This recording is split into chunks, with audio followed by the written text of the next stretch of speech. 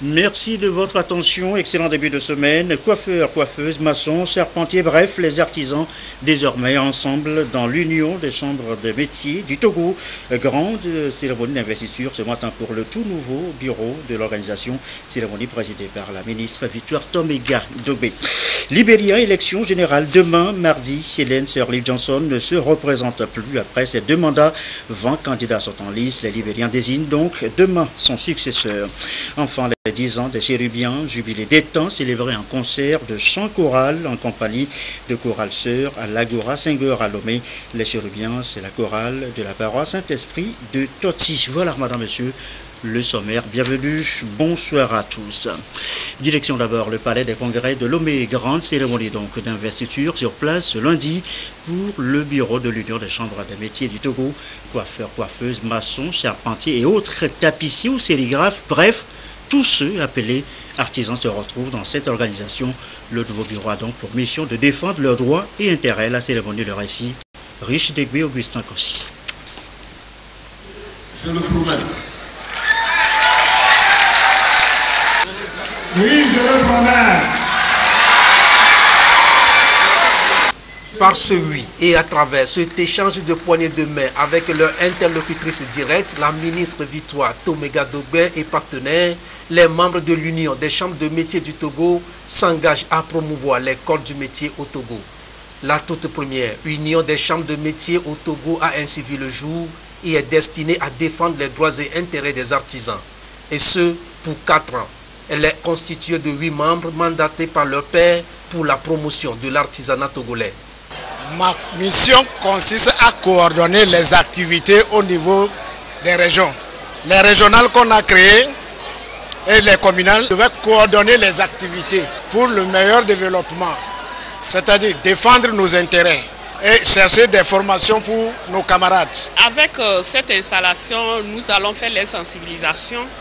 Nous allons leur dire vraiment quel est notre rôle à jouer dans toutes choses, dans nos métiers, dans nos ateliers, comment perfectionner nos travaux dans les ateliers et aussi ils peuvent attendre de nous comment nous pouvons faire porter haut notre artisanat à l'extérieur.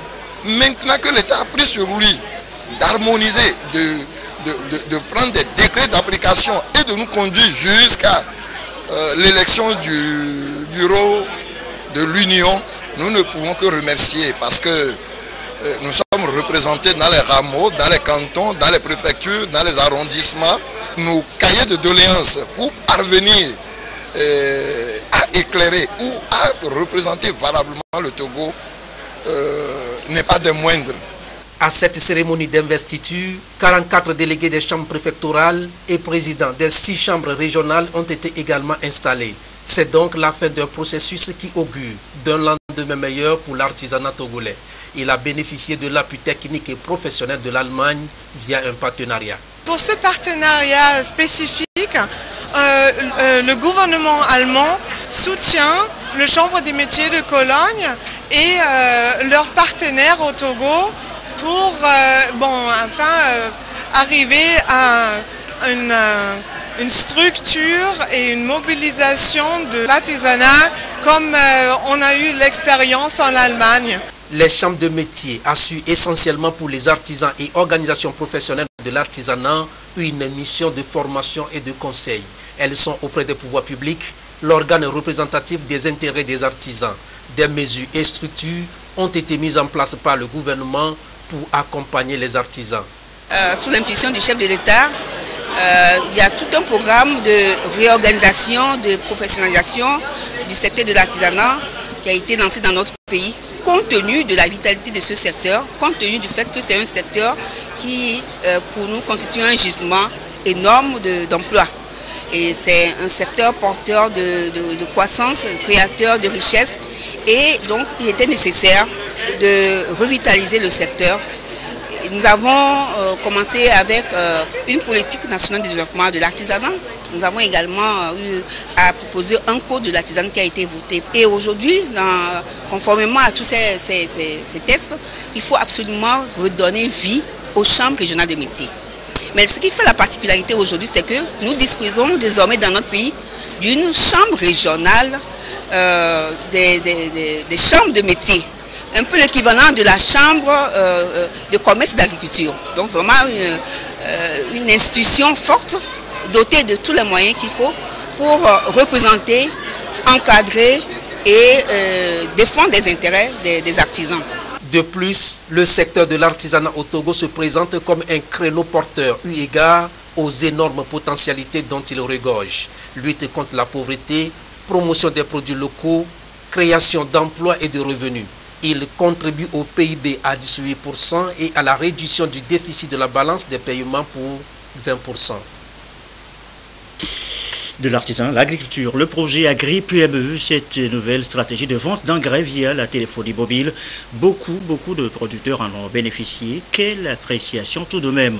Une évaluation est justement en cours. Le compte rendu de l'étape de Kara avec Nestor Moussou. Le gouvernement togolais a mis en place à partir de 2015 une nouvelle forme d'assistance aux producteurs vulnérables. Cet accompagnement est connu sous le nom d'Agri-PME ou porte-monnaie électronique de l'agriculteur et concerne la fourniture de l'engrais. Une délégation du ministère de l'Agriculture a fait le déplacement de la localité de Penzing dans la préfecture de la Kosa pour échanger avec les bénéficiaires. L'Agri-PME, c'est un projet initié par le gouvernement togolais avec l'appui de la BAD pour accompagner la réforme dans le secteur de l'engrais. Il a permis de pouvoir accompagner le producteur dans l'achat en accordant la subvention via la téléphonie mobile. Et donc, les deux opérateurs Togocel et Move ont développé une application qui permet à l'État d'envoyer la subvention de 9 000 francs à chaque producteur identifié par sa communauté comme vulnérable qui pourra bénéficier de cette subvention. Donc les 9 000 francs lui permettent d'acquérir 3 sacs d'engrais sur l'ensemble du territoire. Pour cette campagne, on a une cible de 100 000 producteurs à accompagner et à ce jour, 12 000 producteurs ont eu leur subvention. Les producteurs bénéficiaires se sont exprimés. Ils ont relevé les avantages, ils ont aussi fait part des insuffisances. Les champs que j'avais, je ne pouvais pas emblaver. Mais à cause de cette aide-là, j'ai pu emblaver. Si tu n'as pas 9 000, tu ne peux pas acheter 3 sacs. Les 9 000 que le projet a pris, cette aide t'a aidé, vraiment ça a avancé. Ça, c'est un bénéfice vraiment. Pour la venue de l'engrais, l'engrais ne venait pas vite. Mais ces derniers temps, l'engrais vient vite. Mais c'est l'urée qui nous cause problème. L'urée ne vient pas vite. Moi-même, je n'avais pas la possibilité de gagner 3 sacs. Mais cette année, j'ai pu faire un demi-hectare à cause de ça. L'intérêt de la tournée de la délégation du ministère de l'Agriculture est de recenser les préoccupations des bénéficiaires du projet Agri-PME. Le point essentiel qui est ressorti des échanges qu'on a eus, les gens sont pratiquement satisfaits du rapprochement, mais c'est la mise à temps qui est ressortie. Et c'est sur cet aspect-là que nous allons devoir travailler pour que l'engrais soit disponible, sinon avant, mais au moins au démarrage de la campagne. Dans le souci de rapprocher davantage l'engrais des producteurs, les points de distribution ont été multipliés. De 112 avant 2016, ils sont aujourd'hui au nombre de 230 sur l'ensemble du territoire national. La construction d'une société pacifique, valeur sur laquelle Wanep Togo lance ses activités, rencontre ce lundi avec les jeunes à l'Institut français de Lombiche. Les précisions, Fafa Dalmeda, Patrice Boko. L'association Jeunesse pour une nouvelle Afrique, Juna Togo, en collaboration avec la branche togolaise du réseau ouest africain pour l'édification de la paix, Wanep Togo veut contribuer en l'enracinement de la culture des valeurs citoyennes. Des rencontres dites éloquentes avec le concept Libre ensemble pour la paix. Un canal pour véhiculer rien que les messages liés au vivre ensemble et à la paix. Bannir toute forme de radicalisme et de méfiance. Le travail de Wanep, c'est la consolidation de la paix, la promotion de la paix et l'éducation de la paix, autrement dit. Et dans ce processus, les jeunes occupent une grande partie partie dans notre programme et nous savons aujourd'hui aussi tout ce qui se passe dans nos sociétés et comment les jeunes sont utilisés, et c'est dans cette optique de donner les bases à ces jeunes-là, les valeurs de paix. Un engagement à mettre au centre des actions visant la culture de la paix chez les jeunes relève de demain.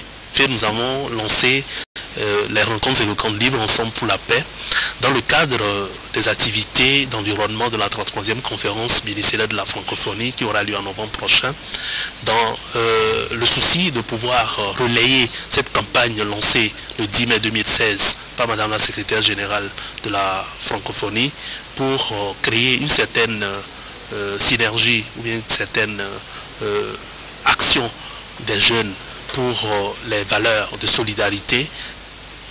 Il sera aussi question de renforcer les jeunes débatteurs qui vont participer aux rencontres éloquentes, première édition qui se tiendra prochainement à Lomé avec les jeunes français. Une occasion pour l'affirmation du respect des êtres humains, des cultures et des opinions. Il est 20h11, politique maintenant. Unir Bassar en activité. Réunion des cadres et députés du parti avec la base sur la situation sociopolitique que connaît en ce moment le Togo. Les discussions sont axées sur les réformes constitutionnelles. Le compte rendu de séance, Nestor Moujoué, notre bureau à Kara. Mettre les militants à la base au parfum des causes de la crise sociopolitique actuelle au Togo.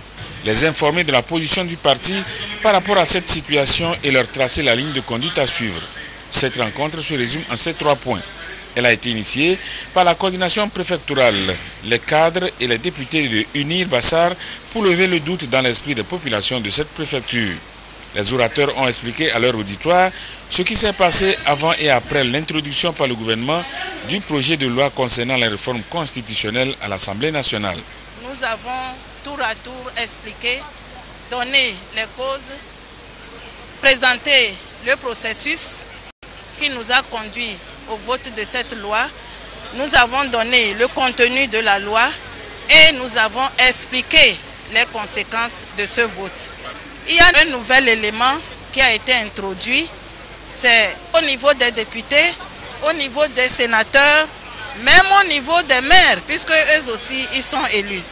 Donc la limitation de mandat va jusqu'à ce niveau-là, au niveau des députés, au niveau de tous les postes électifs. On a demandé au gouvernement de prendre les dispositions pour préparer le référendum qui va permettre de modifier la constitution en cours et de nous permettre de rentrer dans une nouvelle république. Les participants à cette séance d'information sont ressortis avec un sentiment de satisfaction. La marche accompagnée de violence où il faut casser, il faut enlever les pavés, il faut casser les rues, n'est pas la solution.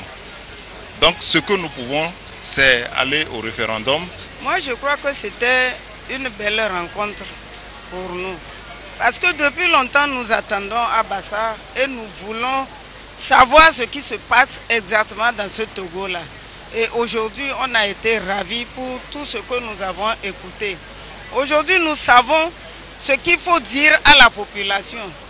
La coordination préfectorale, les députés et les autres cadres de Unir Bassar se sont réjouis qu'aucune manifestation violente n'ait été enregistrée dans leur préfecture.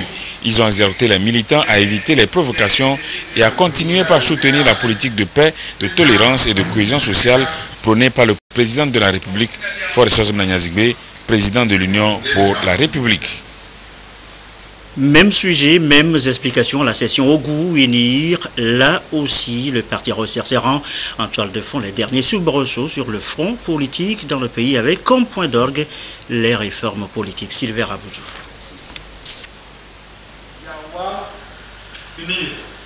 Des militants et sympathisants, notamment les points focaux de Unir, Union pour la République à la base, à l'écoute des responsables à l'occasion de la séance d'information et de sensibilisation tenue ici à Awagome, Boko et Aglei dans la préfecture de Logo.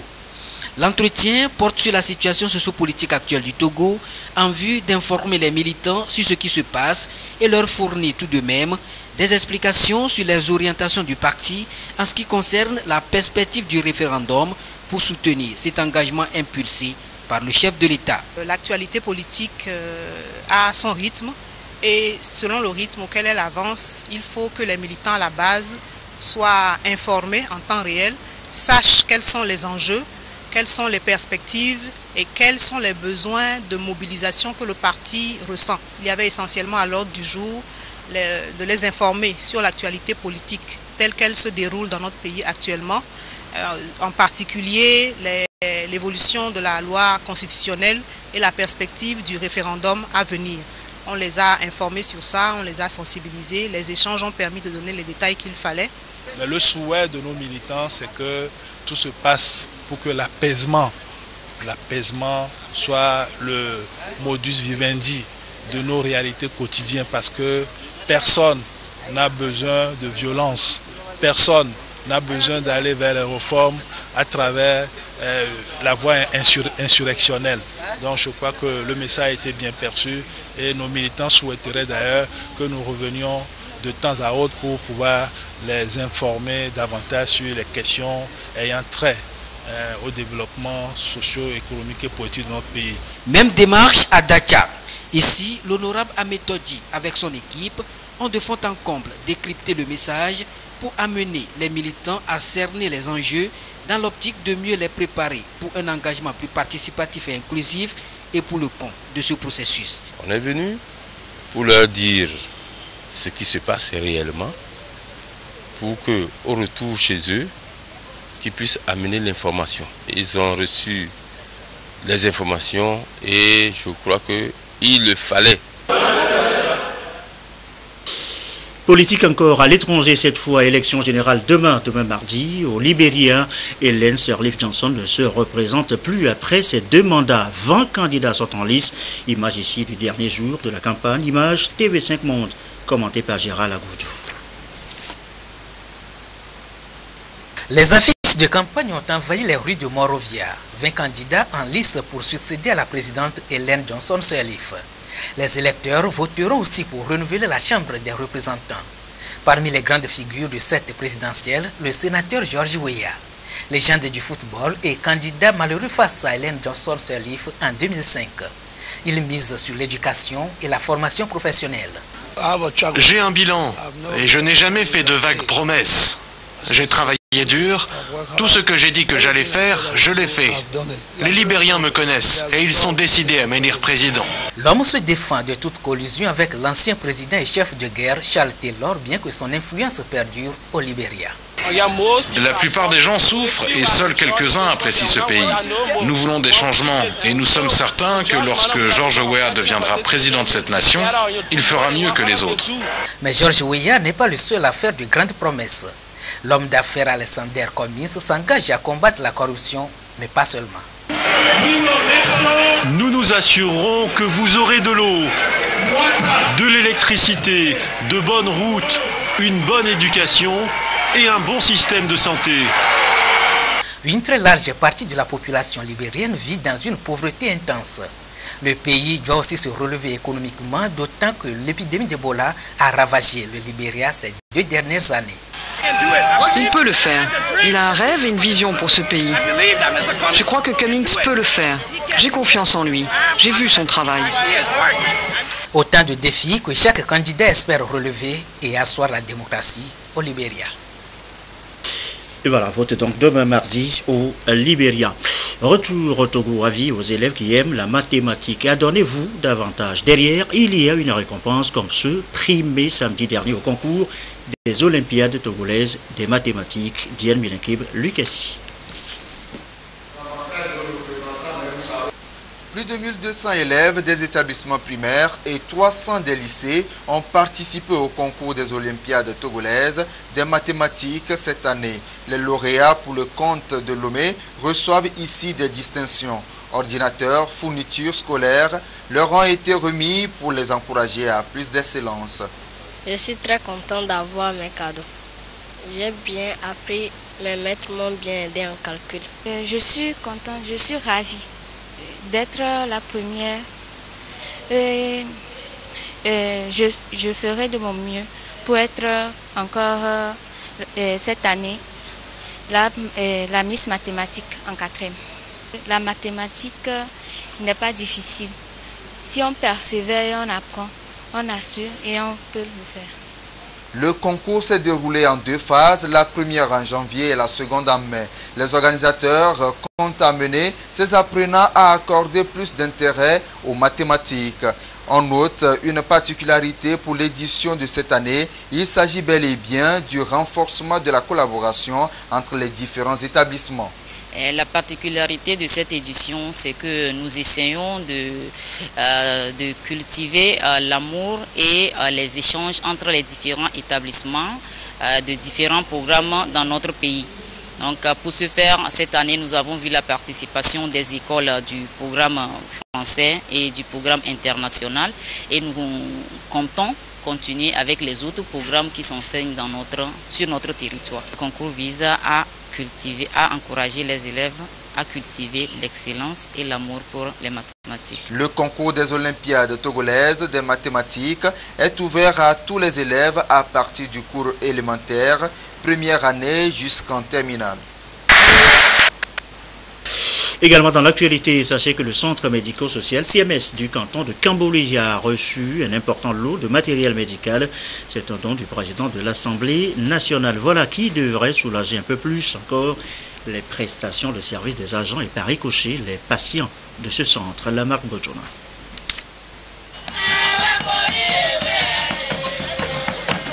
Sourire et joie se lisaient sur les visages des populations de Kamboli et pour cause, le centre médico-social de la localité vient d'être doté d'un nouveau matériel médical flambant neuf.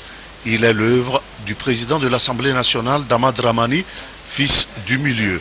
Le don a été acquis à travers le consul honoraire du Bénin à Bordeaux en France, Michel Delguet, et comprend divers appareils et des consommables médicaux. Et ce matériel médical que nous venons de recevoir est composé de beaucoup d'éléments qui répondent aux besoins que nous avions déjà exprimés. Et en particulier, il est fait de matériel un peu particulier. Et je cite alors les extracteurs d'oxygène qui sont assez chers, le coût étant élevé. Donc ces extracteurs d'oxygène ont un mécanisme qui leur permet de tirer l'oxygène pur à partir de l'air ambiant et donc de l'administrer aux malades qui en ont besoin. Mais en plus, nous avons des lits. C'est un de nos problèmes, des lits munis de matelas.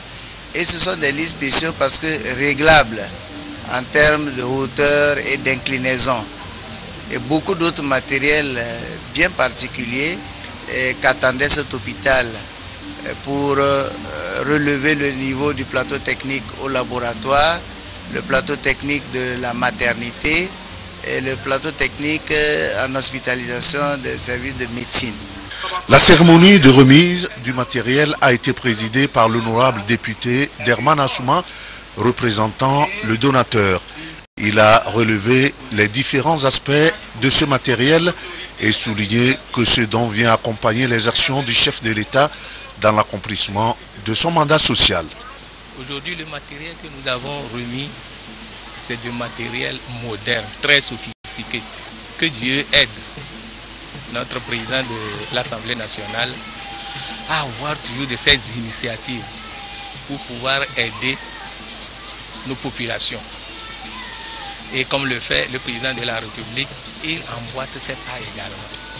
Mais à l'intention de la population, donc nous allons demander aux techniciens de la santé de bien utiliser ce matériel, de bien s'occuper de ce matériel pour que l'objectif qui est fixé soit atteint. Les bénéficiaires ont exprimé leur gratitude et remerciements au président de l'Assemblée nationale pour ses actions visant le développement et le bien-être des populations du milieu.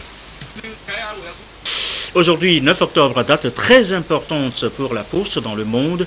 La poste, l'une des composantes essentielles de l'économie mondiale au Togo. C'est par un échange avec les médias que la Société des postes du Togo a marqué l'événement. Un reportage de Zabdiel Mignaké de Antoinette Omaovavo. La Poste joue un rôle important dans le quotidien des populations de par sa contribution au développement inclusif du pays. À l'ère du numérique, le secteur postal a d'énormes défis à relever. Ainsi, la Journée mondiale de la Poste, célébrée ce 9 octobre, est une occasion pour marquer la création de l'Union postale universelle. Cette journée est un créneau pour souligner la nécessité de réformer et de promouvoir le secteur postal. Au Togo, la célébration de cette journée a été marquée par une sensibilisation des médias, des entreprises et citoyens sur le rôle de la Poste et sa contribution au développement socio-économique du Togo. Ce développement inclusif passe par le rapprochement de nos services des populations. Et donc, nous étendons notre réseau dans les villages, dans les communautés les plus reculées pour améliorer la qualité du service, la satisfaction de nos concitoyens. Avec l'Internet, nos volumes de courrier physique ont commencé à diminuer énormément. Et si au niveau du courrier, la Poste continue ses prestations, c'est grâce au courrier d'entreprise. Donc c'est un énorme défi pour rassurer les gens à retourner à l'écriture. Pour cette édition, le Togo est à l'honneur avec le premier prix au concours international épistolaire lancé par l'Union postale universelle. La Poste entend se transformer pour rester le levier du développement inclusif et l'une des composantes essentielles de l'économie mondiale afin de relever les défis de l'exigence de plus en plus croissante des clients, la prolifération du e-commerce et la relance du commerce international. Faire parvenir aux jeunes entrepreneurs des informations utiles pour le secteur privé, Togo Startup Academy se donne cette mission. C'est une plateforme de rencontre entre jeunes entrepreneurs, première édition samedi dernier. C'est un sujet sur lequel nous reviendrons dans nos prochaines éditions. Autre rencontre de partage et d'expertise, cette fois en développement personnel, la 3e édition de Live to Lead, un concept de John Maxwell remis au goût du jour. Objectif, accroître chez les jeunes leaders leur potentialité en développement personnel. Patrice Bocor pour nous en dire plus. Cultiver son leadership personnel pour mieux diriger un groupe donné, comment faire passer son message en public et comment se surpasser pour donner le meilleur de soi, autant de potentialités cachées en chaque homme qu'il faut ressortir. Un concept Live to Lead développé par l'Américain John Maxwell qui veut mettre son expertise au service des Togolais. Live to Lead, c'est une opportunité pour que les individus, les business, les entreprises écoutent et suivent les interventions des orateurs et oratrices de haut niveau, y compris John Maxwell lui-même. Donc c'est aussi une occasion pour que les gens s'interrogent eux-mêmes pour voir est-ce que tous les potentiels que j'ai en train d'utiliser ou je me cache juste derrière un job ou une activité au lieu d'essayer vraiment de faire tout que je peux et aller vers une grande réussite. C'est pas seulement les Togolais, mais je pense que nous en Afrique, nous entendons d'aspirer à un développement, mais c'est avec aussi les connaissances comme ça, les échanges avec ceux qui ont passé par une situation que nous pouvons aussi nourrir et accroître nos connaissances et nos développements. Il s'agit de faire apprendre en live des idées des grands penseurs, élites et experts numéro 1 en leadership dans le monde. Ceci afin de faire acquérir aux apprenants les principes et techniques en leadership et le développement personnel des savants de grande renommée. Une fois les cours assimilés, ces leaders peuvent impacter leur communauté en leur apportant des idées significatives et pertinentes pour un vrai développement durable. Dans le reste de l'actualité, ce week-end d'échange pour la presse togolaise dans un lieu de villégiature à Agbo-Drafort a été retenu pour marquer les 10 ans du Conseil national des patrons de presse CONAP. Nous reviendrons également sur ce sujet dans nos prochaines éditions. Le jubilé des temps, 10 ans aussi pour les Chéruviens, la chorale de la paroisse Saint-Esprit de Toti. Et comme pour toute chorale, c'est un concert de chant avec des chorales sœurs qui a marqué cette célébration à l'Agora Senghor. À Lomé, le récit, Samuel Debé, Ferdinand Chassoua.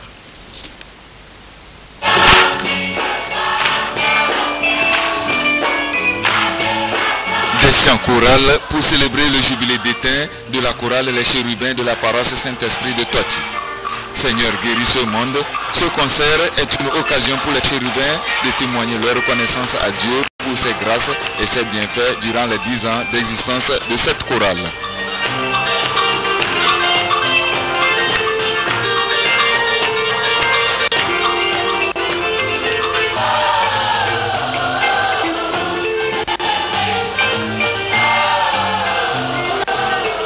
On a fait une Mancantry qui est une école paroissiale de musique. Donc il y a des voix d'enfants et des voix d'adultes qui se mêlent. Donc ceux qui sont grandis dans la chorale, ils restent pour encadrer les autres, les tout petits, sur le plan musical. On a eu à faire beaucoup d'activités de par le passé. On a eu à animer notre concert pour la soirée mariale. On a aussi animé l'inauguration de la prison civile de Kpalimé, qui a été cofinancée par l'Union européenne. On a organisé des vacances utiles pour les enfants sur notre paroisse. Plusieurs chorales, groupes musicaux et l'artiste du gospel Marthe Audrey sont venus partager la joie des chérubins.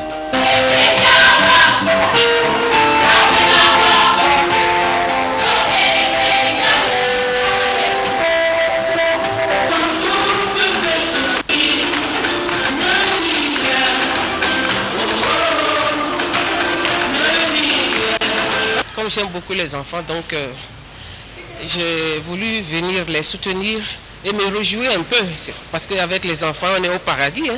Le message, c'est la paix. La paix en Afrique, la paix dans le monde, et puis je peux dire la paix au Togo. La paix dans nos maisons. Durant plus de 3 heures d'horloge, ils ont tenu en haleine le public. Chacune de ces prestations véhicule essentiellement des messages d'amour, de cohésion sociale et du vivre ensemble.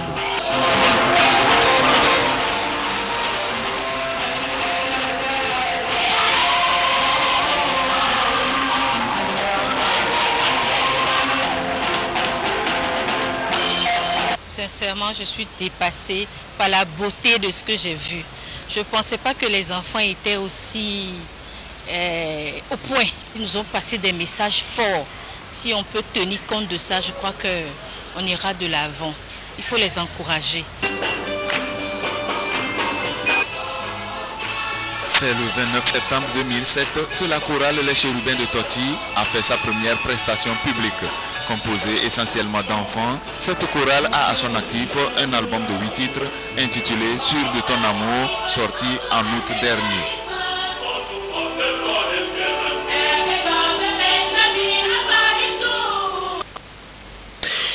Et voilà, c'est tout en chant choral que se referme agréablement cette édition du soir. Merci à vous qui nous suivez ce soir encore sur la télévision togolaise et comme d'habitude et toujours fidèlement. Très belle soirée.